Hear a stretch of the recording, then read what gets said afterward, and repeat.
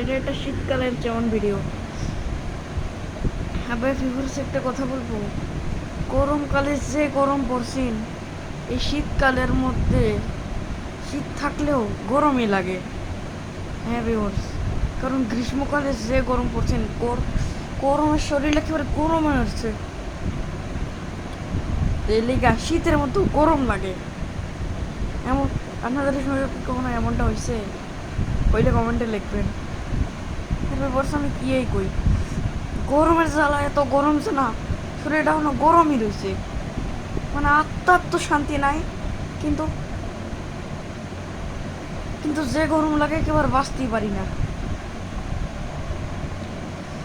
তো ভিউয়ার্স, অন্য ভিডিওতে দেখা করতেছি, আজকে লেগে এতটুকুই, বাই।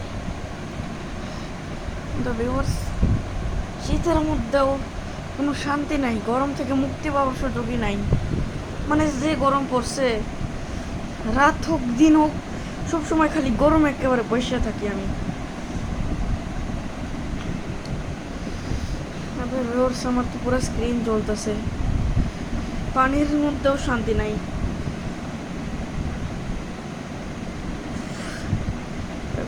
শান্তি আর নাই, গরমের জ্বালা